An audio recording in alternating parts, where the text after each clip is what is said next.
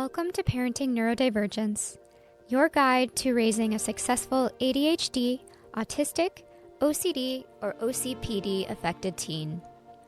I'm Sarah Morales, a licensed therapist with a decade of experience supporting neurodivergent young people and their families across all levels of care.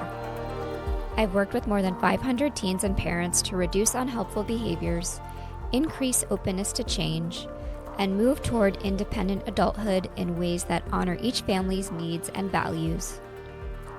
I draw on evidence-based gold standard approaches from therapy, including DBT, RO-DBT, CBT, and ACT, lots of therapy acronyms, to help parents manage emotions at home, strengthen emotion regulation skills, improve on more effective communication, and support openness and flexibility in both teens and caregivers.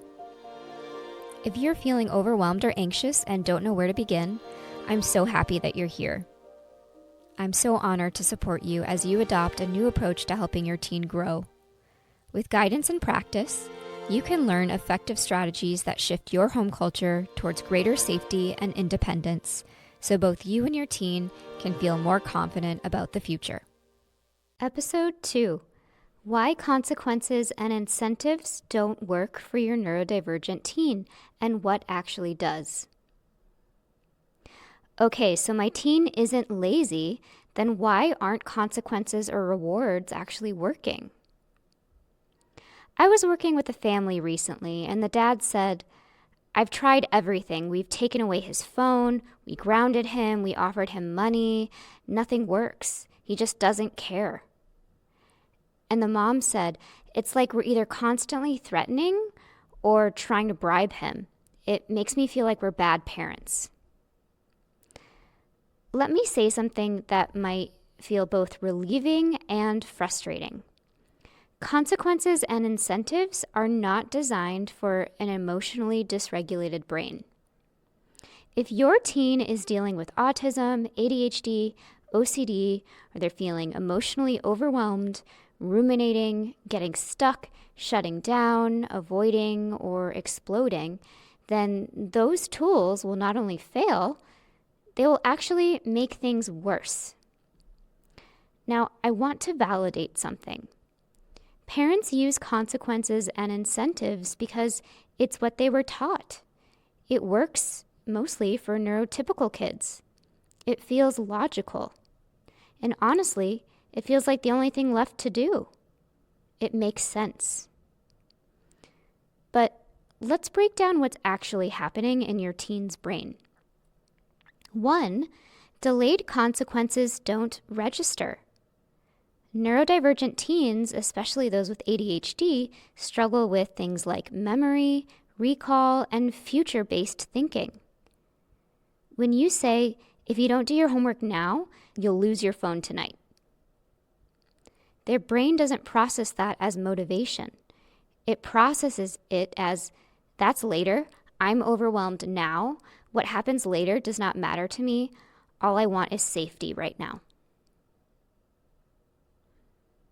Or the overwhelm overrides the incentives. You might say, "If you finish your work, you'll get to play your video game later." If the work feels too big, too unclear, or too stressful, the brain says, "No reward is worth this level of discomfort. The most important thing to me is to avoid the discomfort right now. I need safety, and getting up off the couch right now does not feel safe." Or reason 3, threat kills openness and receptivity. When you use consequences repeatedly, your teen's brain shifts into defense mode. So instead of thinking, "How do I get started?" they think, "How do I avoid, escape, or shut this down?" That's when you see things like lying about task completion, arguing, disengagement, shutdowns, or even emotional explosions, or even self-harm. And it also damages the relationship. And this is the most important one. If your teen experiences you as the enforcer, the punisher, the person who thinks they are lazy, you lose the one thing they actually need to grow: a safe and trusting relationship. So here's the shift. Your teen doesn't need more pressure. They need more capacity and emotional support. And capacity is built through co-regulation, emotional connection, and structured support. So now the real question becomes, if consequences and incentives don't work, what does?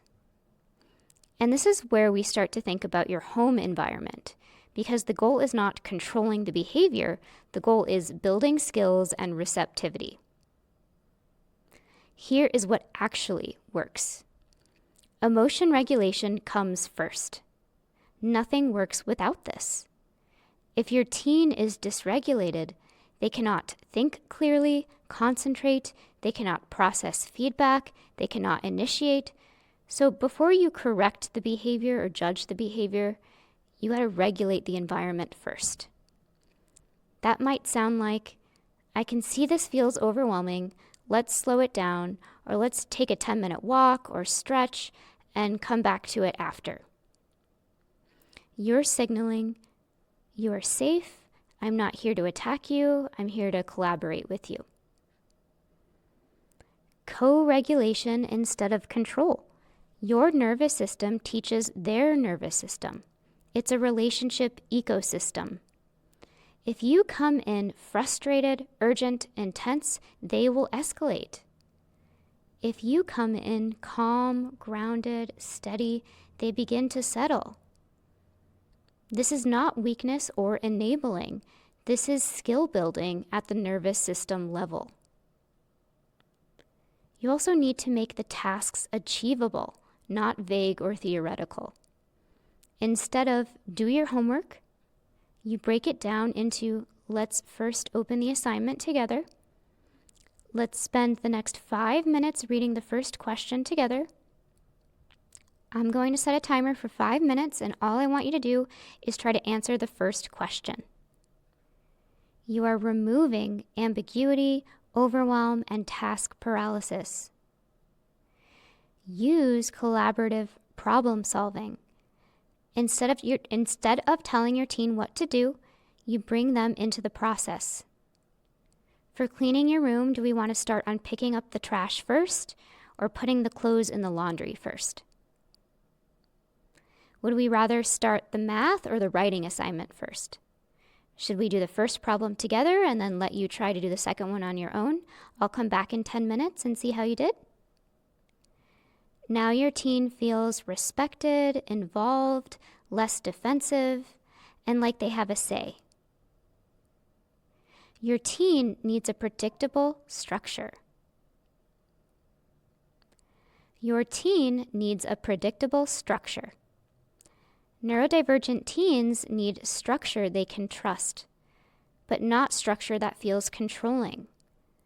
So instead of constant changing of rules and timelines, you create consistent routines, clear written routines on a whiteboard or a task list with concrete deadlines for task completion, clear daily expectations, and some flexibility within the structure.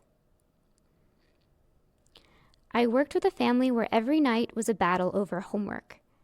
They used threats, punishments, rewards, and nothing worked.